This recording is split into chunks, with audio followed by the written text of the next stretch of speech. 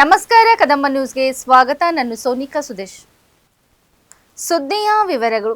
ಸಂವಿಧಾನ ಶಿಲ್ಪಿ ಭಾರತ ರತ್ನ ಮಹಾಮಾನವತಾವಾದಿ ಡಾಕ್ಟರ್ ಬಾಬಾ ಸಾಹೇಬ್ ಅಂಬೇಡ್ಕರ್ ಅವರ 135ನೇ ಜಯಂತಿ ಅಂಗವಾಗಿ ಬೀದರ್ ನಗರದಲ್ಲಿ ಭವ್ಯವಾಗಿ ಜಯಂತಿ ಉತ್ಸವ ಸಮಾರಂಭವನ್ನು ಆಯೋಜಿಸಲಾಯಿತು. ಈ ಸಂದರ್ಭದಲ್ಲಿ ಜಿಲ್ಲಾ ಉಸ್ತುವಾರಿ ಸಚಿವ ಈಶ್ವರ್ ಖಂಡ್ರೆ ಭಾಗವಹಿಸಿ ಡಾಕ್ಟರ್ ಅಂಬೇಡ್ಕರ್ ಅವರ ಭಾವಚಿತ್ರಕ್ಕೆ ಪುಷ್ಪಾರ್ಚನೆ ಸಲ್ಲಿಸಿ ಗೌರವ ನಮನ ಸಲ್ಲಿಸಿದರು. ಕಾರ್ಯಕ್ರಮದಲ್ಲಿ ಮಾತನಾಡಿದ ಅವರು, ಡಾಕ್ಟರ್ ಅಂಬೇಡ್ಕರ್ ರೂಪಿಸಿದ ಭಾರತದ ಸಂವಿಧಾನವು ಪ್ರತಿಯೊಬ್ಬ ನಾಗರಿಕನಿಗೂ ಸಮಾನತೆ, ನ್ಯಾಯ ಮತ್ತು ಸ್ವಾತಂತ್ರ್ಯದ ಭರವಸೆಯನ್ನು ನೀಡುವ ಶಕ್ತಿಶಾಲಿ ದಸ್ತಾವೇಜು ಎಂದು ಹೇಳಿದರು. ಡಾಕ್ಟರ್ ಅಂಬೇಡ್ಕರ್ ಅವರ ಚಿಂತನೆಗಳು ಸಮಾಜದ ಶೋಷಿತ ಮತ್ತು ಹಿಂದುಳಿದ ವರ್ಗಗಳಿಗೆ ಬೆಳಕಾಗಿ ನಿಂತಿದ್ದು, ಅವರ ಆದರ್ಶಗಳನ್ನು ನಾವು ಜೀವನದಲ್ಲಿ ಅಳವಡಿಸಿಕೊಳ್ಳುವುದು ಅತ್ಯಂತ ಅಗತ್ಯ ಎಂದು ಅವರು ಅಭಿಪ್ರಾಯಪಟ್ಟರು. ಜಯಂತಿ ಆಚರಣೆ ಕೇವಲ ಮೆರವಣಿಗೆ ಮತ್ತು ಘೋಷಣೆಗಳಿಗೆ ಸೀಮಿತವಾಗದೆ ಅವರ ವಿಚಾರಧಾರೆಗಳನ್ನು ಅರ್ಥ ಮಾಡಿಕೊಂಡು ಜೀವನದಲ್ಲಿ ಅನುಸರಿಸುವ ದಿನವಾಗಬೇಕು ಎಂದರು. ಅವರು ನೀಡಿದ ಸಂವಿಧಾನ, ಸಮಾನತೆ, ಶಿಕ್ಷಣ ಮತ್ತು ಸಾಮಾಜಿಕ ನ್ಯಾಯದ ಮೌಲ್ಯಗಳು ಇಂದಿನ ಪೀಳಿಗೆಗೆ ದಾರಿದೀಪವಾಗಿದ್ದು, ಯುವಜನತೆ ಅವರ ಅಧ್ಯಯನ ಮನೋಭಾವ, ಜ್ಞಾನದ ಹಸಿವು ಮತ್ತು ಹೋರಾಟದ ಆತ್ಮವನ್ನು ತಮ್ಮ ಜೀವನದಲ್ಲಿ ಅಳವಡಿಸಿಕೊಳ್ಳಬೇಕು ಎಂದು ಕರೆ ನೀಡಿದರು. ಕೊನೆಯಲ್ಲಿ ಬಾಬಾ ಸಾಹೇಬರ ವಿಚಾರಗಳನ್ನು ತಿಳಿದು ಅನುಸರಿಸಿ ಸಮಾನತೆ ಮತ್ತು ನ್ಯಾಯದ ಭಾರತದ ನಿರ್ಮಾಣಕ್ಕೆ ಪ್ರತಿಯೊಬ್ಬರೂ ಕೈಜೋಡಿಸಬೇಕೆಂದು ಮನವಿ ಮಾಡಿದರು. ಈ ಸಂದರ್ಭದಲ್ಲಿ ವಿದ್ಯಾರ್ಥಿಗಳು ಹಾಗೂ ನಾಗರಿಕರಿಗೆ ಸಂವಿಧಾನದ ಪುಸ್ತಕಗಳನ್ನು ವಿತರಿಸುವ ಮೂಲಕ ಸಂವಿಧಾನದ ಮೌಲ್ಯಗಳನ್ನು ಪ್ರತಿಯೊಬ್ಬರಿಗೂ ತಲುಪಿಸುವ ಸಣ್ಣ ಪ್ರಯತ್ನ ಮಾಡಲಾಯಿತು. ಯುವಜನತೆ ಸಂವಿಧಾನದ ಆತ್ಮವನ್ನು ಅರಿತು ದೇಶದ ಪ್ರಗತಿಗೆ ಕೈಜೋಡಿಸಬೇಕು ಎಂದರು. ಅವರೇನು ನಮಗೆ ಎಲ್ಲ ಜಾತಿ, ಎಲ್ಲ ಭಾಷೆ, ಎಲ್ಲ ಧರ್ಮೀಯ ಜನರಿಗೆ ಸಾಮಾಜಿಕ ನ್ಯಾಯವನ್ನು ಕೊಟ್ಟು ಇವತ್ತು ರಾಜಕೀಯ ಸ್ವಾತಂತ್ರ್ಯ, ಸಾಮಾಜಿಕ ಸ್ವಾತಂತ್ರ್ಯ, ಇವತ್ತೇನು ಆರ್ಥಿಕ ಸ್ವಾತಂತ್ರ್ಯ, ಅದರ ಜೊತೆಯಲ್ಲಿ ಯಾವ್ಯಾವ ತಮ್ಮ ತಮ್ಮ ಧರ್ಮದ ಆಚರಣೆ ಮಾಡಲಿಕ್ಕೆ ಅವರೆಲ್ಲರಿಗೂ ಸಂಪೂರ್ಣವಾದಂತಹ ಪೂರ್ಣ ಪ್ರಮಾಣವಾದಂತಹ ಹಕ್ಕನ್ನು ಕೊಟ್ಟು ಅವರು ಏನು ಅನ್ಯಾಯದ ವಿರುದ್ಧ, ಶೋಷಣೆ ವಿರುದ್ಧ ಹೋರಾಟ ಮಾಡಿ ಶೋಷಿತರ ಧ್ವನಿಯಾಗಿ, ದಮನಿತರ ಧ್ವನಿಯಾಗಿ ಇವತ್ತು ಏನು ನಮಗೆ ಆದರ್ಶಗಳನ್ನು ಕೊಟ್ಟಿದ್ದಾರೆ. ಅವರ ವಿಚಾರಧಾರೆಗಳೇನಿದ್ದಾವೆ ಇವತ್ತು ಹಿಂದೆ ಎಷ್ಟು ಪ್ರಸ್ತುತವಾಗಿದ್ದು ಇವತ್ತಿಗೂ ಅಷ್ಟೇ ಪ್ರಸ್ತುತವಾಗಿದ್ದಾವೆ ಅನ್ನುವಂಥ ಒಂದು ಮಾತನ್ನು ನಾನು ತಮ್ಮೆಲ್ಲರಿಗೆ ಹೇಳಲಿಕ್ಕೆ ಬಯಸ್ತಾ ಇದ್ದೇನೆ. ಇದಕ್ಕೆ ಆತ್ಮೀಯ ಬಂಧುಗಳೇ, ಇವತ್ತೇನು ಈ ದೇಶ, ರಾಷ್ಟ್ರ ಇಷ್ಟೊಂದು ಅಭಿವೃದ್ಧಿ ಸಾಧಿಸಿದೆ ಅಂತ ಹೇಳಿದ್ರೆ ಅದಕ್ಕೆಲ್ಲ ನಮ್ಮ ಸಂವಿಧಾನವೇ ಕಾರಣ ಅನ್ನುವಂಥ ಮಾತನ್ನು ಹೇಳಲಿಕ್ಕೆ ಬಯಸ್ತಾ ಇದ್ದೇನೆ. ಏಕೆಂದರೆ ನಾವೆಲ್ಲ ಈ ಒಂದು 75 ವರ್ಷದಲ್ಲಿ ಸಾಮಾಜಿಕ, ಆರ್ಥಿಕ, ಶೈಕ್ಷಣಿಕ, ಔದ್ಯೋಗಿಕ, ವಿಜ್ಞಾನ, ತಂತ್ರಜ್ಞಾನದಲ್ಲಿ ಇಷ್ಟೊಂದು ಮುಂದುವರೆದಿದ್ದೇವೆ ಅಂತ ಹೇಳಿದ್ರೆ ಇವತ್ತೇನು ಅವರು ನಮ್ಗೇನು ದಾರಿ ತೋರಿಸ್ಕೊಟ್ಟಿದ್ದಾರೆ, ಅವರ ಸಂವಿಧಾನದ ಆಶಯಗಳೇನಿದ್ದಾವೆ ಅವೆಲ್ಲವನ್ನು ಪಾಲನೆ ಮಾಡುವಂತ ಕೆಲಸ ನಾವು ಮಾಡಬೇಕಾಗಿದೆ. ಅದರ ಜೊತೆಯಲ್ಲಿ ನಮ್ಮ ಹಕ್ಕೇನಿದೆ, ನಮಗೆ ಹಕ್ಕನ್ನು ಕೊಟ್ಟಿದ್ದಂಥವರು ಡಾಕ್ಟರ್ ಬಾಬಾ ಸಾಹೇಬ್ ಅಂಬೇಡ್ಕರ್ ಅವರು. ಹೀಗಾಗಿ ನಮ್ಗೇನು ಹಕ್ಕನ್ನು ಕೊಟ್ಟಿದ್ದಾರೆ ಅದರ ಜೊತೆಯಲ್ಲಿ ಕರ್ತವ್ಯಗಳು ಇದ್ದಾವೆ. ನಾವು ಈ ರಾಷ್ಟ್ರದ ಇವತ್ತು ಏಳಿಗೆಗಾಗಿ, ಈ ರಾಷ್ಟ್ರದ ಏಕತೆ, ಅಖಂಡತೆಗಾಗಿ ಇವತ್ತು ನಾವು ನಮ್ಮ ಕರ್ತವ್ಯವನ್ನು ಪಾಲನೆ ಮಾಡುವಂಥದ್ದು ಬಹಳ ಅವಶ್ಯಕತೆ ಅನ್ನುವಂಥ ಮಾತನ್ನು ಹೇಳಲಿಕ್ಕೆ ಬಯಸ್ತಾ ಇದ್ದೇನೆ. ಆತ್ಮೀಯ ಬಂಧುಗಳೇ, ಒಬ್ಬ ಇವತ್ತು ಶ್ರೇಷ್ಠ ಕವಿ ಸಿದ್ದಲಿಂಗ ಅವರೊಂದು ಮಾತನ್ನು ಹೇಳ್ತಾರೆ, ಯಾರ್ಯಾರು ಡಾಕ್ಟರ್ ಬಾಬಾ ಸಾಹೇಬ್ ಅಂಬೇಡ್ಕರ್ ಅವರ ವಿಚಾರಧಾರೆಯನ್ನು ಅಧ್ಯಯನ ಮಾಡ್ತಾರೆ ಅವರೆಲ್ಲರಿಗೆ ಇವತ್ತು ಧೈರ್ಯ ಬರ್ತದೆ, ಸಾಹಸ ಬರ್ತದೆ, ಅವರೆಲ್ಲರಿಗೆ ಸ್ವಾಭಿಮಾನ ಆದ ಕಿಚ್ಚು ಅವರಲ್ಲಿ ಇವತ್ತು ಸ್ಫೂರ್ತಿ ಬರುವಂತ ಕೆಲಸ ಯಾರಾದರೂ ಮಾಡಿದ್ರೆ ಅದು ಡಾಕ್ಟರ್ ಬಾಬಾ ಸಾಹೇಬ್ ಅಂಬೇಡ್ಕರ್ ಅವರು ಮಾಡಲಿಕ್ಕೆ ಸಾಧ್ಯ ಅನ್ನುವಂಥ ಮಾತನ್ನು ಹೇಳ್ತಾರೆ. ಇದರ ಅರ್ಥ ಏನಪ್ಪಾ ಅಂತ ಹೇಳಿದ್ರೆ ನಮ್ಮಲ್ಲಿ ಜ್ಞಾನದ ಹಸಿವು ಹೆಚ್ಚಿಗಾಗಬೇಕು ಅಂತ ಹೇಳಿದ್ರೆ ಅವರ ವಿಚಾರಧಾರೆಯನ್ನು ನಾವು ಅಧ್ಯಯನ ಮಾಡಬೇಕು. ಈಗ ಇವತ್ತಿನ ಮಕ್ಕಳಲ್ಲಿ, ಯುವಕರಲ್ಲಿ ಅದು ಬಹಳ ಕೊರತೆ ಇದೆ. ಇವತ್ತು ಬರೀ ನಾವು ಇವತ್ತು ಮೆರವಣಿಗೆ ತೆಗೆದಿವಿ, ಅವರಿಗೆ ಗೌರವ ಕೊಟ್ಟಿವಿ, ಅವರಿಗೆ ಸ್ಮರಣೆ ಮಾಡಿಕೊಂಡಿವಿ ಅಂತ ಹೇಳಿದ್ರೆ ಸಾಲದು. ಅವರ ವಿಚಾರಧಾರೆಗಳೇನಿದೆ, ಆದರ್ಶಗಳೇನಿದ್ದಾವೆ ಅದ್ರ ಬಗ್ಗೆ ಚರ್ಚೆ ಮಾಡಿ ಅದನ್ನು ವೈಯಕ್ತಿಕ ಜೀವನದಲ್ಲಿ ಅಳವಡಿಸಿಕೊಂಡು ಅದನ್ನು ಪಾಲನೆ ಮಾಡುವಂತ ಕೆಲಸವನ್ನು ಮಾಡಿದ್ರೆ ಡಾಕ್ಟರ್ ಬಾಬಾ ಸಾಹೇಬ್ ಅಂಬೇಡ್ಕರ್ ಅವರಿಗೆ ನೈಜವಾದಂತಹ ಒಂದು ಗೌರವ, ಅವರಿಗೆ ಸ್ಮರಣೆ ಮಾಡಿದಂಗೆ ಆಗ್ತದೆ ಅನ್ನುವಂತ ಒಂದು ಮಾತನ್ನು ಇಲ್ಲಿ ಹೇಳಿಕೆ ಬಯಸ್ತಾ ಇದ್ದೇನೆ. ಹೀಗಾಗಿ ಇವತ್ತು ನೀವು ನೋಡಿ, ಡಾಕ್ಟರ್ ಬಾಬಾ ಸಾಹೇಬ್ ಅಂಬೇಡ್ಕರ್ ಅವರು ಹೇಳಿದಂಥದ್ದು ಶಿಕ್ಷಣ, ಸಂಘಟನೆ, ಸಂಘರ್ಷ ಅನ್ನುವಂಥದ್ದು. ಹೀಗಾಗಿ ಇವತ್ತು ಯಾರು ಜಾತಿ ವಿನಾಶದಲ್ಲಿ ಆಸಕ್ತಿ ಉಳ್ಳಂತಹ ಸಮಾಜದವರು ಇವತ್ತು ಕೆಳವರ್ಗದವರಿಗೆ ಸುಶಿಕ್ಷಿತರನ್ನಾಗಿ ಮಾಡಿದರೆ ಈ ಜಾತಿ ವ್ಯವಸ್ಥೆ ಚೂರು ಚೂರಾಗಿ ಹೋಗ್ತದೆ ಅನ್ನುವಂತ ಮಾತನ್ನು ಡಾಕ್ಟರ್ ಬಾಬಾ ಸಾಹೇಬ್ ಅಂಬೇಡ್ಕರ್ ಅವರು ಹೇಳ್ತಾರೆ. ಬೇಸಿಗೆ ಆರಂಭವಾಗುತ್ತಿದ್ದಂತೆಯೇ ಜಿಲ್ಲೆಯ ಹಲವೆಡೆ ನೀರಿನ ಸಮಸ್ಯೆ ಉಲ್ಬಣಗೊಂಡಿದ್ದು, ಬಸವಕಲ್ಯಾಣ ತಾಲೂಕಿನ ನಾರಾಯಣಪುರ ಗ್ರಾಮದಲ್ಲಿ ಜನರು ಕುಡಿಯುವ ನೀರಿಗಾಗಿ ಹಾಹಾಕಾರ ಮಸಿದಿದೆ. ಗ್ರಾಮದ ಬೋರ್ಲಿಂಗೇಶ್ವರ ಕಾಲೋನಿಯಲ್ಲಿ ಪರಿಸ್ಥಿತಿ ಇನ್ನಷ್ಟು ಗಂಭೀರವಾಗಿದ್ದು, ಬಿಂದಿಗೆ ನೀರಿಗಾಗಿ ಮಹಿಳೆಯರು ಹಾಗೂ ಮಕ್ಕಳು ಕಿಲೋಮೀಟರ್ಗಳಷ್ಟು ದೂರ ನಡೆದು ನೀರು ತರಬೇಕಾದ ಪರಿಸ್ಥಿತಿ ನಿರ್ಮಾಣವಾಗಿದೆ. ದಿನನಿತ್ಯದ ಬದುಕೆ ಸಂಕಷ್ಟಕರವಾಗಿದ್ದು, ಕುಡಿಯುವ ನೀರಿನ ಕೊರತೆಯಿಂದ ಗ್ರಾಮಸ್ಥರು ಪರದಾಡುತ್ತಿದ್ದಾರೆ. ಈ ಸಮಸ್ಯೆಗೆ ತಕ್ಷಣ ಪರಿಹಾರ ಕಲ್ಪಿಸಬೇಕೆಂದು ಗ್ರಾಮಸ್ಥರು ಗ್ರಾಮ ಪಂಚಾಯತ್ ಅಭಿವೃದ್ಧಿ ಅಧಿಕಾರಿಗೆ ಮುತ್ತಿಗೆ ಹಾಕಿ ತೀವ್ರ ಆಕ್ರೋಶ ವ್ಯಕ್ತಪಡಿಸಿದರು. ಪಿಡಿಒ ಕವಿತಾ ವಿರುದ್ಧ ಜನರು ಕಿಡಿಕಾರಿದ್ದು, ಕಳೆದ 6 ತಿಂಗಳಿನಿಂದ ಸಮಸ್ಯೆ ಬಗ್ಗೆ ಮಾಹಿತಿ ನೀಡಿದರೂ ಯಾವುದೇ ಕ್ರಮ ಕೈಗೊಂಡಿಲ್ಲ ಎಂದು ಆರೋಪಿಸಿದರು. ತಕ್ಷಣವೇ ಸಮರ್ಪಕ ನೀರಿನ ವ್ಯವಸ್ಥೆ ಕಲ್ಪಿಸಬೇಕು, ಇಲ್ಲವಾದರೆ ಹೋರಾಟವನ್ನು ಮತ್ತಷ್ಟು ತೀವ್ರಗೊಳಿಸುವುದಾಗಿ ಗ್ರಾಮಸ್ಥರು ಎಚ್ಚರಿಕೆ ನೀಡಿದರು. ಅಧಿಕಾರಿಗಳು ಶೀಘ್ರದಲ್ಲೇ ಸಮಸ್ಯೆ ಪರಿಹರಿಸಲು ಕ್ರಮ ಕೈಗೊಳ್ಳಬೇಕೆಂದು ಗ್ರಾಮಸ್ಥರು ಒತ್ತಾಯಿಸಿದ್ದಾರೆ.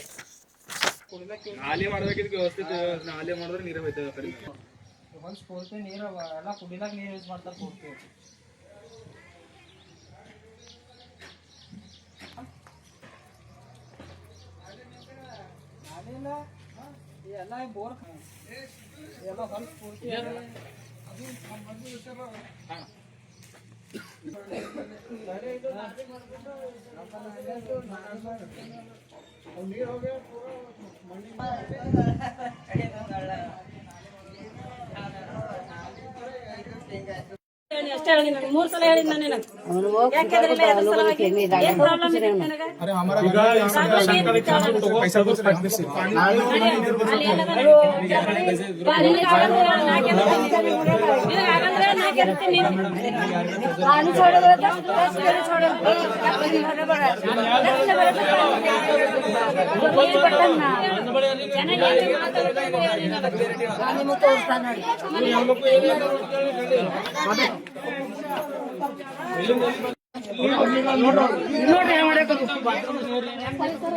ನಾನೇ ಕಾರ್ಯ ಮಾಡಾಗ ಬಜೆಟ್ ಹೊಂಟದ ಇದು ಮೋಟರ್ ಕೊಡ್ತಾರೆ ಬಜೆಟ್ ಬರೋದು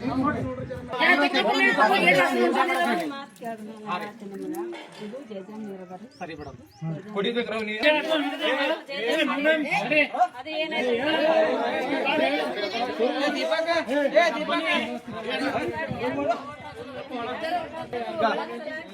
ನೋಡ್ರಿ ಎಲ್ಲ ಬೋರ್ಡ್ ಹಾಕಿ ಡಿಸ್ಟೆನ್ಸ್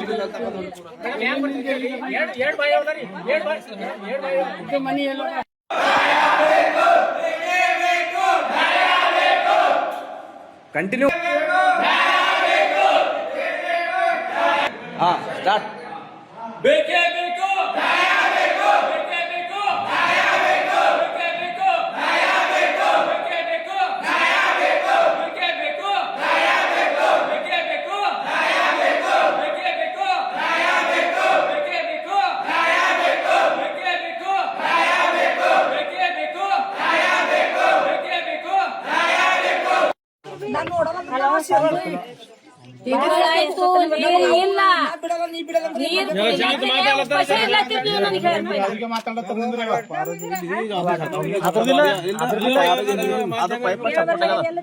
ಜಗಳ ಮಾಡಿ ಇದು ಯಾರು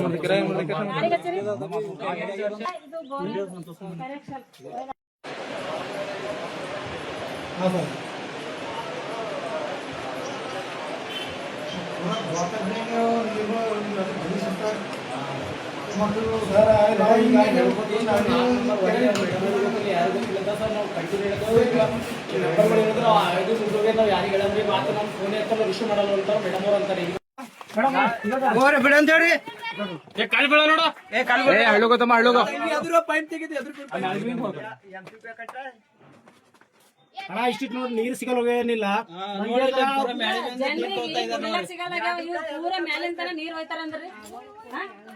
दोनशे फीट ನೀರು ಹೋಗ್ಲತ್ರ ದೂರ ಹೋಗಿರೋರು ಅಷ್ಟು ಬ್ಯಾಗಿನ ನೀರು ಹೋಗ್ಲತ್ರ ಅಳ್ಳೋಗೋ ತಮ್ಮ ಅಳ್ಳೋಗೋ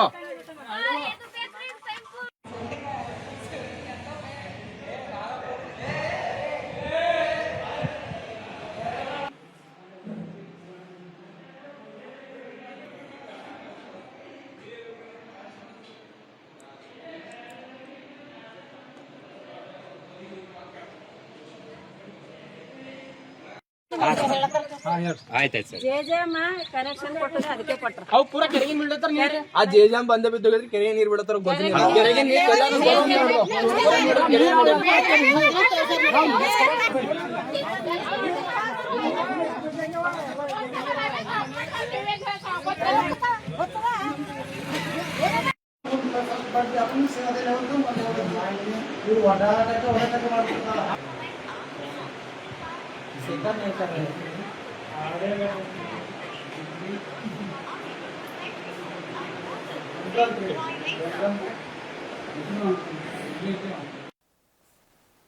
ಡಾಕ್ಟರ್ ಬಾಬಾ ಸಾಹೇಬ್ ಅಂಬೇಡ್ಕರ್ ಅವರ 135ನೇ ಜಯಂತಿಯ ಅಂಗವಾಗಿ 135 ಸಸಿಗಳು ವಿತರಣೆ ಹಾಗೂ ಅನ್ನದಾನ ಕಾರ್ಯಕ್ರಮ ಕಲ್ಯಾಣ ತರಂಗ ಕನ್ನಡ ದಿನ ಪತ್ರಿಕೆ ವತಿಯಿಂದ ಅಂಬೇಡ್ಕರ್ ವೃತ್ತದಲ್ಲಿ ಆಯೋಜನೆ ಮಾಡಲಾಯಿತು. ಈ ಕಾರ್ಯಕ್ರಮಕ್ಕೆ ಮುಖ್ಯ ಅತಿಥಿಯಾದ ಶ್ರೀ ಸೂರ್ಯಕಾಂತ್ ನಾಗರಂಪಳ್ಳಿ, ಉಮೇಶ್ ಕುಮಾರ್ ಸ್ವಾರಳ್ಳಿಕರ್, ಬಿಂದು ಸಾರ್, ಈಶ್ವರ್ ಬಡಿಗೇರ್, ಗೋವಿಂದ್ ಬಡಿಗೇರ್, ಕಲ್ಲಪ್ಪ ಚಾಂಬೋಳ್ಕರ್, ಡಾಕ್ಟರ್ ಸುಬ್ಬಣ್ಣ ಕರಕನಹಳ್ಳಿ, ವಿಜಯಕುಮಾರ್ ಬಡಿಗೇರ್, ಬಾಬಣ್ಣ ಜಮಗಿ, ವಿಶಾಲ್ ಕುದುರೆ, ಅಮರ್ ಸಂತ್ಪುರೆ ಮುಂತಾದವರು ಭಾಗಿಯಾಗಿದ್ದರು.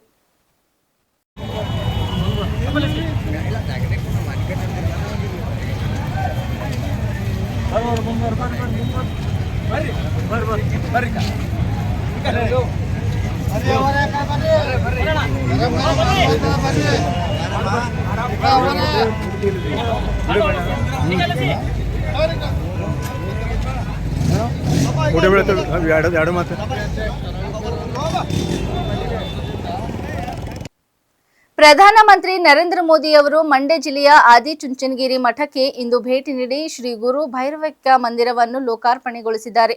ಬಾಲ್ಗಂಗಾಧರ ನಾಥ ಸ್ವಾಮಿಗಳ ಗದ್ದುಗೆಯ ಸ್ಥಳದಲ್ಲಿ ನಿರ್ಮಿಸಲಾಗಿರುವ ಈ ಭವ್ಯ ದೇಗುಲವನ್ನು ಪ್ರಧಾನಿಗಳು ಉದ್ಘಾಟಿಸಿ ಸ್ವಾಮಿಗಳ ಮೂರ್ತಿಗೆ ಪೂಜೆ ಸಲ್ಲಿಸಿದರು. ಉದ್ಘಾಟನೆಯ ವೇಳೆ ಪ್ರಧಾನಿ ಮೋದಿ ಅವರ ಜೊತೆಗೆ ಆದಿಚುಂಚನಗಿರಿ ಮಠದ ಪೀಠಾಧಿಪತಿ ನಿರ್ಮಲಾನಂದ ನಾಥ ಸ್ವಾಮೀಜಿ, ರಾಜ್ಯಪಾಲ ಥಾವರ್ ಚಂದ್ ಗೆಹ್ಲೋಟ್, ಕೇಂದ್ರ ಸಚಿವರಾದ ಕುಮಾರಸ್ವಾಮಿ ಮತ್ತು ಶೋಭಾ ಕರಂದ್ಲಾಜೆ ಅವರು ಉಪಸ್ಥಿತರಿದ್ದರು. ಚುಂಚನಗಿರಿಯ ಮ್ಯಾಲೆಲ್ಲ ಎಂಥ ಎಂಥ ಸಂಭ್ರಮ, ಪಂಚಾಮುಖದ ಭೈರವ್ಗೆ ಗಂಧ ಗಮನ ಘಮ ಘಮ. ಚುಂಚನಗಿರಿಯ ಮ್ಯಾಲೆಲ್ಲ ಎಂಥ ಎಂಥ ಸಂಭ್ರಮ, ಪಂಚಾಮುಖದ ಭೈರವ್ಗೆ ಗಂಧ ಗೌಲ ಘಮ ಘಮ. ಅಂದ ಚಂದ ಸುಮಾಗಮ, ಸುಮ ಸುಮ ಘಮ ಘಮ ಸಮಾಗಮ. ಅಂದ ಚಂದ ಸುಮಾಗಮ, ಸುಮ ಸುಮ ಘಮ ಘಮ ಸಮಾಗಮ. ಚುಂಚನಗಿರಿಯ ಮ್ಯಾಲೆಲ್ಲ ಎಂಥ ಎಂಥ ಸಂಭ್ರಮ, ಪಂಚಾಮುಖದ ಭೈರವ್ಗೆ ಗಂಧ ಗಮಲ ಘಮ ಘಮ.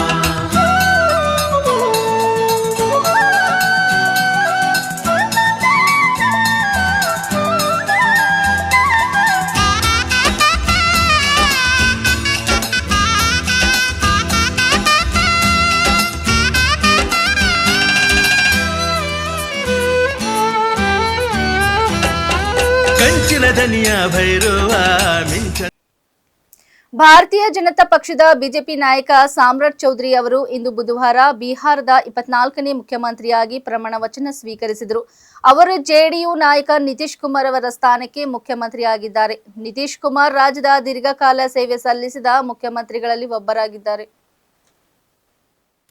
ರಾಜ್ಯಪಾಲರಾದ ಲೆಫ್ಟಿನೆಂಟ್ ಜನರಲ್ ನಿವೃತ್ತ ಸೈಯದ್ ಆತಾ ಹೈಸ್ನನ್ ಅವರು ಇಂದು ಬೆಳಗ್ಗೆ ಲೋಕಭವನ್ನಲ್ಲಿ ನಡೆದ ಸಮಾರಂಭದಲ್ಲಿ ಸಾಮ್ರಾಟ್ ಚೌಧರಿಗೆ ಮುಖ್ಯಮಂತ್ರಿಯಾಗಿ ಹಾಗೂ ಜೆಡಿಯು ನಾಯಕರಾದ ವಿಜಯ್ ಕುಮಾರ್ ಚೌಧರಿ ಮತ್ತು ಬಿಜೇಂದ್ರ ಪ್ರಸಾದ್ ಯಾದವ್ ಅವರಿಗೆ ಸಚಿವ ಸಂಪುಟದ ಸದಸ್ಯರಾಗಿ ಪದಗ್ರಹಣ ಮತ್ತು ಅಧಿಕಾರ ಗೌಪ್ಯತೆಯ ಪ್ರಮಾಣ ವಚನ ಬೋಧಿಸಿದರು. ಸಾಮ್ರಾಟ್ ಚೌಧರಿ ಅವರನ್ನು ಬಿಜೆಪಿ ವಿಧಾನಸಭಾ ಪಕ್ಷದ ನಾಯಕನಾಗಿ ಆಯ್ಕೆ ಮಾಡಲಾಗಿದ್ದು, ನಂತರ ಅವರು ರಾಜ್ಯಪಾಲರನ್ನು ಭೇಟಿ ಮಾಡಿ ಸರ್ಕಾರ ರಚಿಸಲು ಹಕ್ಕು ಮಂಡಿಸಿದರು. ಬಿಹಾರದಲ್ಲಿ ಆಡಳಿತಾರೂಢ ಎನ್ಡಿಎ ಮೈತ್ರಿಯ ಮುಖ್ಯಮಂತ್ರಿ ನಾಯಕರು ಈ ಸಮಾರಂಭದಲ್ಲಿ ಭಾಗವಹಿಸಿದರು.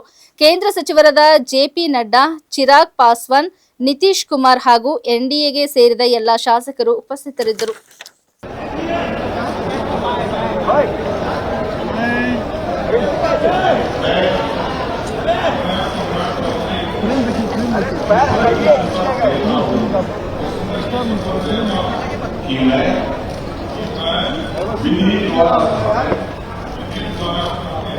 भारत के संविधान के प्रति सच्ची श्रद्धा और निष्ठा रखूंगा। मैं भारत की प्रभुता और अखंडता अक्षुण्ण रखूंगा। मैं बिहार राज्य के मुख्यमंत्री के रूप में अपने कर्तव्यों का श्रद्धापूर्वक और शुद्ध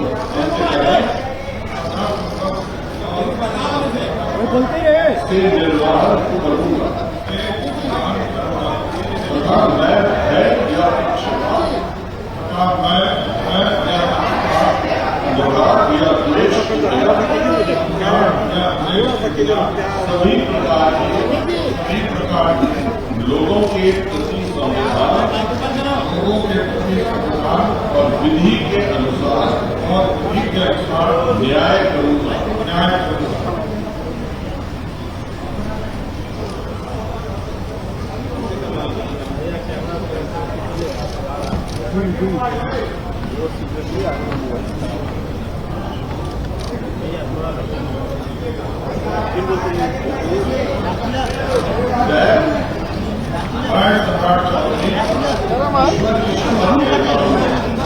शपथ लेता हूं कि जो विषय बिहार राज्य के मुख्यमंत्री के रूप में मेरे विचार के लिए लाया जाएगा अथवा मुझे ज्ञात होगा उसे किसी व्यक्ति या व्यक्तियों को तब के सिवाय जबकि ऐसे मुख्यमंत्री के रूप में अपने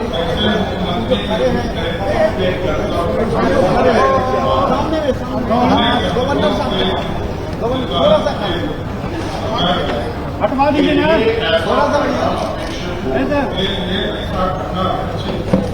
मैं प्रत्याश गवर्नर साहब के जो आगे में है थोड़ा सा नीचे हो जाएंगे रूप से संशोधित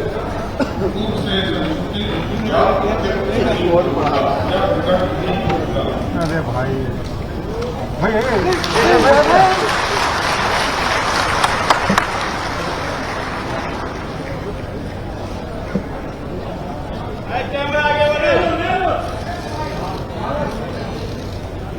अरे भैया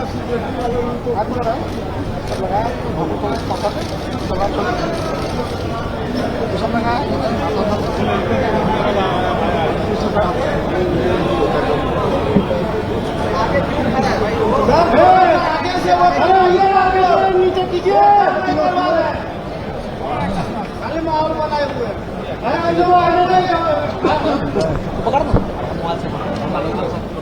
थोड़ा सा अरे उनको नीचे कीजिए फिरवाइए सम्राट जी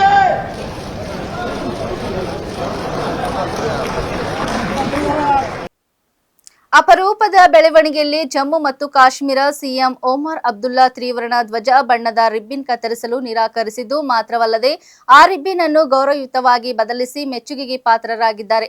ಕಾರ್ಯಕ್ರಮವೊಂದರ ಉದ್ಘಾಟನೆಗೆ ತೆರಳಿದ್ದ ಜಮ್ಮು ಮತ್ತು ಕಾಶ್ಮೀರ ಮುಖ್ಯಮಂತ್ರಿ ಒಮರ್ ಅಬ್ದುಲ್ಲಾ ಆಯೋಜಕರು ಮಾಡಿದ್ದ ಎಡವಟ್ಟೊಂದನ್ನು ಸರಿಪಡಿಸಿದ್ದು ಮಾತ್ರವಲ್ಲದೆ ಆಗಬಹುದಾಗಿದ್ದ ದೊಡ್ಡ ಪ್ರಮಾದವನ್ನು ತಪ್ಪಿಸಿದ್ದಾರೆ.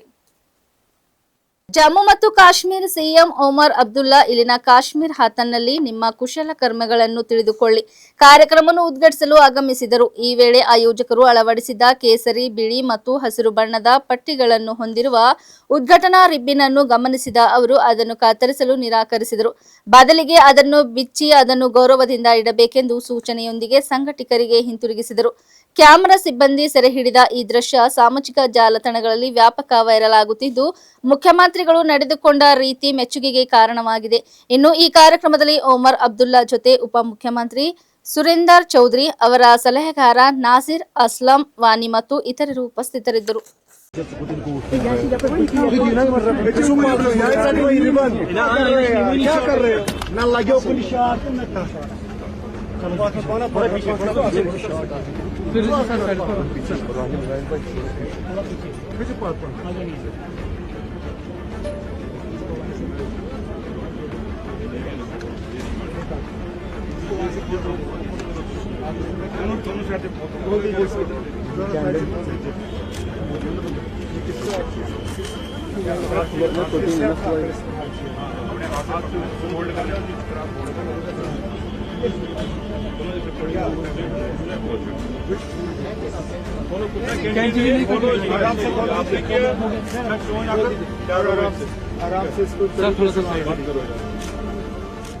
ಇಲ್ಲಿವರೆಗೆ ಸುದ್ದಿ ಕೊಟ್ಟಿದ್ದು ನಾನು ಸೋನಿಕಾ ಸುದೇಶ್. ಮುಂದಿನ ಸುದ್ದಿಯೊಂದಿಗೆ ಮತ್ತೆ ಭೇಟಿಯಾಗೋಣ. ವಂದನೆಗಳು.